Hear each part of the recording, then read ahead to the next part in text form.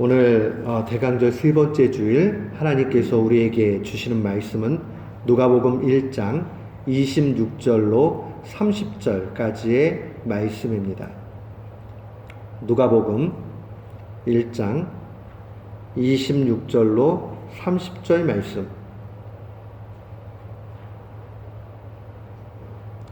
우리 26절부터 마지막 30절까지 같은 마음으로 함께 봉독토록 합니다.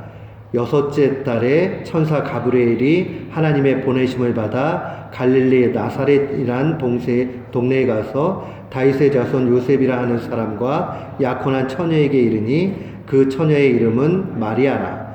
그에게 들어가 이르되 은혜 받은 자여 평안할지어다 주께서 너와 함께 하시도다 하니 처녀가 그 말을 듣고 놀라 이런 인사가 어찌민가 생각하매 천사가 이르되 마리아여 무서워하지 말라 네가 하나님께 은혜를 입었느니라. 아멘. 저는 오늘 본문 말씀 누가복음 1장 26절로 30절 말씀을 통해서 은혜의 두 얼굴이라는 제목으로 주의 말씀을 선포하도록 하겠습니다. 우리는 종종 이 연예인들이나 스포츠 선수들이 어떤 상을 받는 그런 상황에서 수상을 들을 때가 있지요. 수상 소감을 이렇게 듣다 보면 하나님이 다 해주셨습니다. 하나님께 영광입니다. 또 어떤 분들은 모든 게 하나님의 은혜입니다 라는 말을 사용합니다. 교회 안에서 하나님의 은혜입니다 하는 말같이 아름답고 복된 말은 없습니다.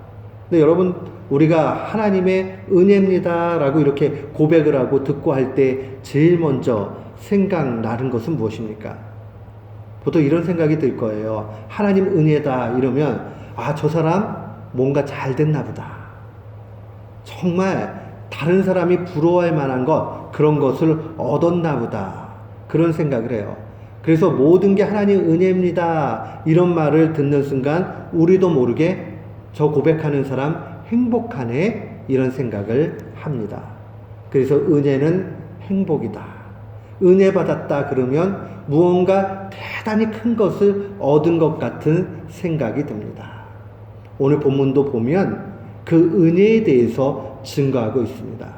그런데 오늘 본문 누가복음 1장 전체 스토리에 보면 참 낯선 은혜의 두 모습이 나타납니다. 오늘 읽은 것은 예수님의 육신의 어머니인 마리아에 관한 이야기만 읽었지만 누가복음 1장을 전체 보면 두 여인이 등장을 합니다. 첫 번째는 엘리사벳이고 두 번째는 마리아입니다. 엘리사벳은 우리가 잘 알지만 남편이 있었어요. 사가랴였어요. 엘리사벳은 아론 자손의 딸이었습니다. 또 그 엘리사벳의 남편 사가랴는 제사장이었습니다. 가문이 정말 괜찮았어요. 근데 이 가정에 문제가 하나 있었죠. 무슨 문제였느냐? 하나님이 자녀를 주지 않으셨어요. 그래서 나이가 많아서 이제 더 이상 아이를 가질 수 없는 그런 상황이 되었는데 계속 기도했지만 하나님이 응답하지 않으셨어요. 근데 이 부부에 대해서 성경은 뭐라고 증거하고 있냐면 앞선 6절에 보니까 이 두 사람이 하나님 앞에 의인이니 주의 모든 계명과 규례대로 흠이 없이 행했다라고 증거를 합니다. 한마디로 이야기하면 하나님 말씀대로 잘 살아간 의인이었다. 근데 의인의 집에도 기독거리가 있었어요. 어려움이 있었어요. 그게 바로 자녀가 없는 거였습니다. 두 번째 여인이 등장을 한다고 그랬죠. 마리아입니다. 27절 말씀을 보십시오. 27절 말씀 보면 다윗의 자손 요셉이라 하는 사람과 약혼한 처녀에게 이르니 그 처녀의 이름이 마리아다. 아주 순결한, 그래서 결혼을 앞두고 있는 그런 아름다운 여인으로 기록되어져 있습니다. 근데 이 두 사람 모두에게 가브리엘 천사가 나타납니다. 성경 속에 나타난 가브리엘 천사는 하나님의 기쁜 소식을 전달하는 메신저였습니다. 소식을 전해주는, 특별히 좋은 소식을 전해주는 사람이었습니다. 그런데 어느 날 제사장 직무를 수행하고 있던 제사장 사가랴에게 이 가브리엘 천사가 나타납니다. 13절 말씀 한번 볼까요? 천사가 그에게 이르되 사가랴여 무서워하지 말라. 너의 간구함이 들린지라. 사가랴가 뭐라고 기도했을까요? 아마도 나에게 자녀를 주십시오라고 계속 기도하고 있었을 거예요. 그러니까 너의 간구함이 들린지라. 네 아내 엘리사벳이 내게 아들을 낳아주리니 그 이름을 요한이라 하라. 우리가 잘 아는 세례 요한에 대한 그러한 기록입니다. 이쯤 되면 참 은혜스럽죠? 은혜 입은 거 맞아요. 그가 열심으로 기도했더니 하나님께서 하나님 때가 되었을 때에 자녀가 없은 이 가정에 아들을 주고 하나님 앞에 크게 쓰이는 그러한 인물이 되도록 약속해 주셨고 정말 그렇게 됐어요. 이쯤 되면 아하, 이거 은혜구나 라는 생각을 하게 됩니다. 그런데 우리가 31절로 와서 보면 마리아에게도 동일한 그러한 메시지가 오게 됩니다. 보라, 네가 잉타하여 아들을 낳으리니 그 이름을 예수라 하라. 근데 이건 스토리가 좀 다르죠. 지금 마리아는 처녀예요. 약혼한 상태지만 아직 결혼 안 했어요. 남자를 가까이 본 적도 없어요. 그런데 아이가 생긴대요. 이거는 오늘날에도 손가락질 받을 만한 일이지만 당시에는 완전히 부정한 사람, 몹쓸 사람, 유대 공동체 안에서 쫓겨나야 되는 그런 상황에 놓여지게 됩니다. 세상의 눈으로 볼 때에는 정말 이것은 복이 아니라 저주인 것 같이 보여집니다. 사랑하는 성도 여러분, 은혜라는 것은요, 이 두 가지의 얼굴을 다 가지고 있습니다. 좋아 보이는 것도 은혜일 때가 있고요, 세상의 눈으로 볼 때 안 좋아 보이는데 그게 은혜일 때가 있습니다. 제가 그냥 은혜라고 우기는 것 아닙니다. 우리 본문 말씀 앞으로 좀 와서 보십시다. 앞선 19절 말씀에 보면 천사가 대답하여 이르되 나는 하나님 앞에 서 있는 가브리엘이라. 이 좋은 소식을 전하여 네게 말하라고 보내심을 받았다라고 그렇게 증거를 합니다. 정말 좋은 일이죠. 노년에 자녀가 없는 이 가정에 아이가 생겨나는 것, 이건 정말 누가 봐도 부러울 만한 일이고 이건 누가 봐도 잘된 일이에요. 굿뉴스예요. 정말 복음이에요. 그런데 이 순결한 여인 마리아에게 임한 이 메시지는 아무리 생각해도 인간적인 눈으로 볼 때에는 저주지 복이라고 볼 수가 없습니다. 그런데 오늘 본문의 28절은 뭐라고 증거합니까? 천사가 그에게 들어가 이르되 은혜를 받은 자여 평안할지어다. 주께서 너와 함께 하시도다. 이 말씀 가운데 마리아가 은혜 받았답니다. 여러분, 이게 먼 얘기 같으니까 그런 거지 가까운 얘기로 내 얘기라고 생각하면 깜짝 놀랄 만한 일이죠. 어느 날 갑자기 천사가 나타나서 은혜 받을 사람아 라고 얘기해 놓고 나는 결혼한 적도 없는데 아이가 생긴다 그러면 얼마나 덜컹하겠어요. 이게 도대체 무슨 일이지? 우리는 살아가면서 이런 일들을 종종 겪을 때가 있습니다. 열심히 살았는데 사기를 당하기도 해요. 정말 열심히 공부했는데 아파가지고 시험을 못 치르기도 해요. 어떨 때는 다 잘된 것 같이 여겨졌는데 마지막 순간에 똑 떨어지기도 해요. 나는 한 번도 꿈꿔본 적도 없는 일들이 내 삶 속에 현실이 돼서 다가올 때도 분명히 있습니다. 하나님, 하필이면 왜 나지요? 왜 이런 일이 있어야 되죠? 정말 머리가 하얘지네요. 할 만한 그런 상황들이 우리 앞에 놓여질 수 있습니다. 마리아가 그런 상황입니다. 그런데 마리아에게 천사는 이야기합니다. 은혜 받은 자요. 은혜 받은 자요. 우리는 대강절을 지내면서 다시 한번 은혜에 대해서 묵상해 봐야 됩니다. 많은 세상의 사람들이 그들의 가치관과 눈을 가지고 참 좋다 하는 것도 은혜일 때가 있습니다. 그러나 세상 사람들의 눈과 기준에서 나빠 보이는 것도 얼마든지 주님 안에서 은혜일 수 있습니다. 언제 은혜가 되느냐? 그 은혜의 조건이 있습니다.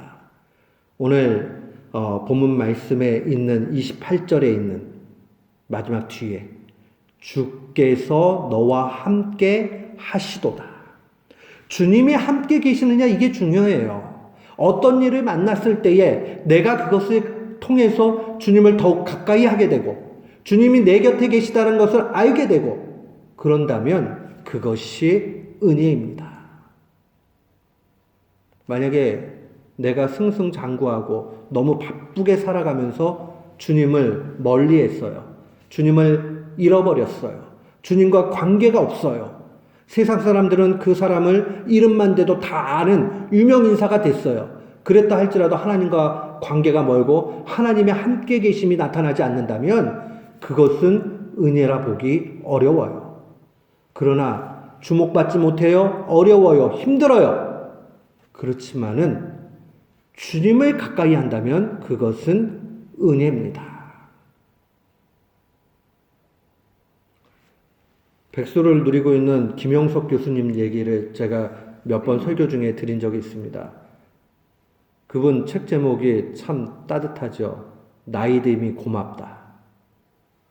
나이 드는 게 뭐가 고마워요? 나이 든다는 것은 별로 그렇게 마음에 좋은 이야기일 수는 없죠. 몸도 약해지고 의지해야 되고 그 다음에 불편을 감수해야 되고 아픈 것도 많고 그러나 나이 듦에 대해서 더 깊이 묵상해 보면 거기 안에 담겨져 있는 하나님의 은혜가 있습니다. 연세가 드신 어른들은 일단 자리에 앉으시면 오래 기도하실 수 있습니다. 나이가 어린 아이들은 에너지가 넘쳐가지고 가만히 있는 게 너무 힘들어요. 우리 주일학교 친구들 보세요. 얼마나 열심히 뛰어노는가. 만약에 70, 80대이신 분이 그 정도로 뛰실 수 있으면요. 대단한 체력이죠. 아마 5분도 같이 못 노실 거예요. 쉽지 않아요. 그러나 많이 움직이지 못하지만 앉아서 길게 주님을 가까이 할 수 있다면 그 은혜가 얼마나 또 큽니까? 사랑하는 성도 여러분, 은혜의 조건은 다른 데 있지 않아요. 하나님이 함께 하시느냐, 하나님이 함께 계시지 않느냐, 여기 달려있다 하는 것을 마음에 간직해야 됩니다. 마리아는 하나님의 큰 은혜를 받은 사람이라는 것을 기억해야 됩니다. 왜 그래요? 하나님이 함께 하시기 때문에 그런 거죠. 우리가 28절 말씀은 우리 그냥 성경책에는 은혜를 받은 자여 평안할지어다 주께서 너와 함께 하시도다 이렇게 번역을 했지만 이 원문 자체를 보면 굉장히 그 강한 말로 표현이 되어 있고 이 표현이요 정말 마음을 뜨겁게 만듭니다. 그러니까 이 은혜를 받은 자여라는 말 자체가 아주 강한 표현으로 되어 있어요. 너는 큰 하나님의 은택을 입었다. 이 정도로 좀 천사가 메시지로 전한다면 그 정도로 얘기를 해야 되겠죠. 유럽 사람들은 뭘 강조할 때 길게 느려가지고 얘기하죠. 뭐 우리나라 사람들은 아주 큰 뭐 이런 얘기하고 아주 먼 옛날 뭐 이렇게 얘기하듯이 그렇게 얘기하잖아요. 아마 천사도 그런 식의 표현을 한다 그러면 이 마리아를 향해서 이야기할 때에 정말 하늘에 큰 은혜를 입었다 이렇게 얘기했을 거예요. 아주 큰 은혜를 입은 이 마리아를 향해서 왜 그게 은혜냐? 하나님이 마리아와 함께 하시기 때문에 그렇다. 그러면서 30절에 보니까 또 한 번 이렇게 얘기합니다. 천사가 이르되 마리아여 무서워하지 말라. 네가 하나님께 은혜를 입었느니라. 또 은혜를 입었다라고 얘기해요. 그 은혜의 내용이 뭐냐? 31절 이후에 보니까 처녀인데 아이가 생기는 상황입니다. 세상의 눈으로 보세요. 수치와 모욕이고 공동체에서 출교당해서 매장당하는 옛날에 우리나라에도 보면은 이 시족 공동체 안에서 뭔가 명예를 실추시키거나 이러면 쫓겨남을 당하게 되잖아요. 그러면 그 공동체 안에서 살지 못하고 그냥 생매장이 되는 거잖아요.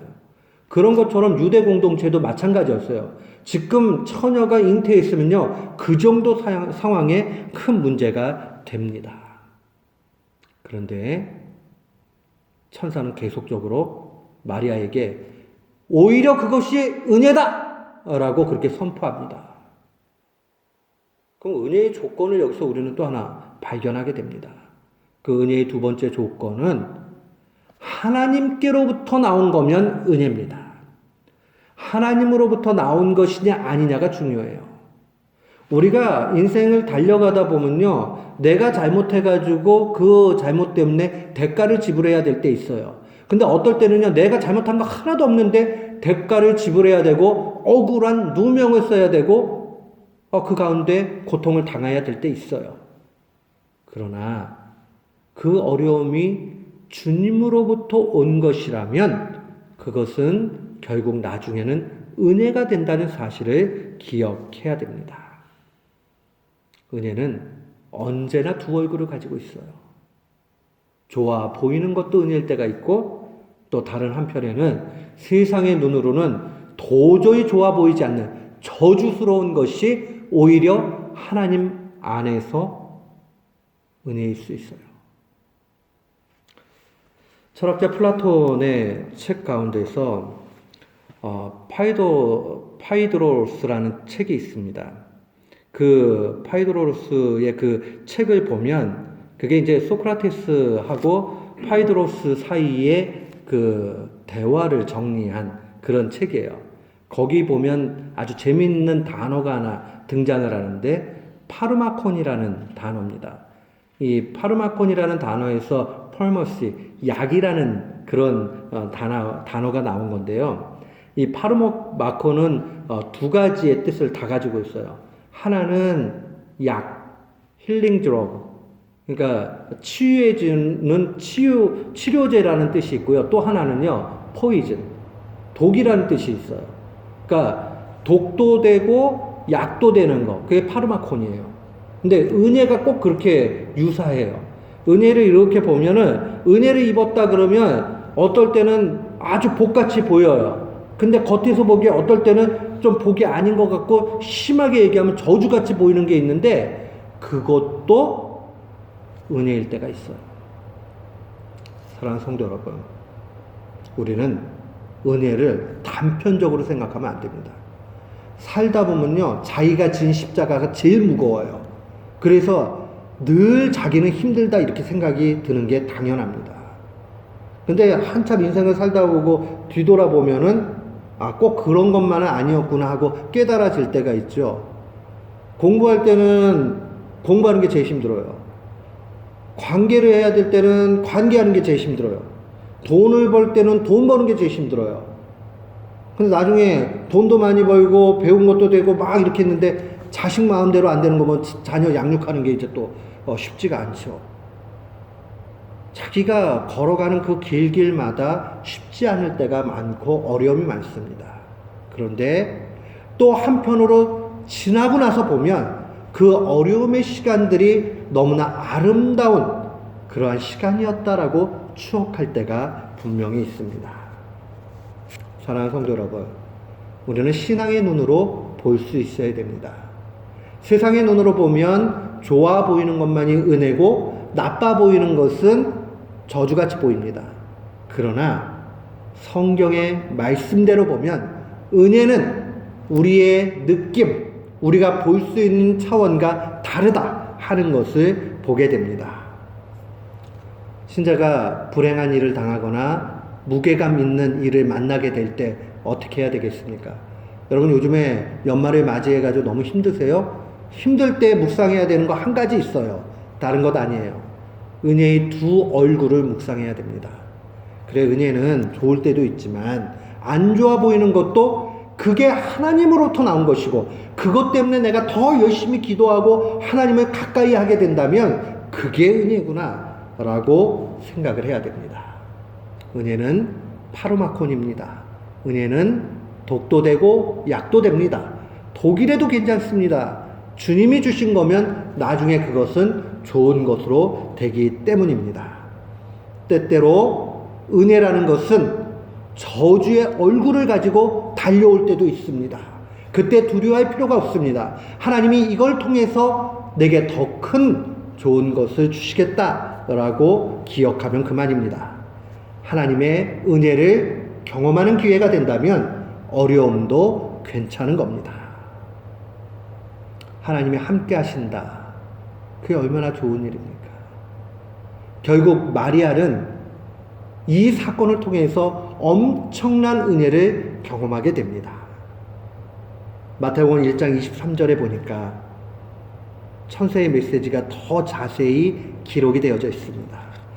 보라, 처녀가 잉태하여 아들을 낳을 것이요 그의 이름을 임마누엘이라 하라 하셨으니 이를 번역한즉 하나님이 우리와 함께 계시다. 우리가 좋은 일 만났느냐 나쁜 일 만났느냐 이게 중요한 게 아니에요. 임마누엘 대신 예수 그리스도가 기억이 나고 임마누엘 대신 예수 그리스도가 나의 속에 계시면 그것이 전부다 라는 것을 기억해야 됩니다. 여러분, 어려움 당하고 힘들고 정말 숨이 턱 막혀오고 이럴 때마다 기억하세요. 하나님이 나와 함께 하신다. 나와 함께 계시면 그게 은혜입니다. 그걸 놓치지 마세요. 조금 과정 중에 실패하는 거 그거 별것 아니에요. 넘어지는 거 그거 큰 문제 아닙니다. 여러분, 천지 만물을 지으시고 모든 것을 다 가지고 계신 하나님이 우리와 함께 계신다면 하나도 두렵고 무서울 게 없어요. 얼마나 좋은지 몰라요. 사랑하는 성도 여러분, 우리가 겁쟁이로 나 혼자 있으면 살게 되지만 주님이 함께 계신 것 생각하면 그것으로 언제나 든든하게 가게 됩니다. 저는 임마누엘 하면 언제나 생각나는 제 친구가 있어요. 제가 서울에서만 누나 둘 밑에 자라다 보니까 이거 막 씩씩하게 뭘 잘하고 이런 걸 잘 못해요. 주일학교 중고등부 애들이죠. 시골에 사역을 하는데 저는 지방 친구들은 무조건 다 수영을 잘하는 건 줄 알았어요. 근데 제가 바닷가가 없는 지역에서 사역을 한 적이 있는데 애들을 데리고 유원지를 갔어요. 그런데 그 물살이 도는데 우리 아이가 빠져가지고 아주 그 사경을 헤맬 정도로 문제가 됐어요. 근데 그때 이웃교회에서 사역했던 그 동네에 가서 만난 친구 전사님이 있었는데 이 전사님이 언제나 제가 이런 것들을 잘 처리를 못하는 걸 알고 도와주고 함께 해줬어요. 그래서 사고가 났을 때도 같이 있어주면서 그 문제가 되지 않도록 잘 지혜롭게 그 문제를 처리해주곤 했거든요. 누군가 사람이 옆에 있어줘도 든든할 때 많죠. 근데 하나님이 우리와 함께 계신다면 두려울 것이 없는 겁니다. 오늘 이 말씀 마음에 간직하면서 은혜의 두 얼굴을 묵상하면서 어려움 때도 하나님이 함께 계신다 하는 것 경험하고 고백하는 우리 모두가 되기를 주님의 이름으로 축원합니다. 아멘.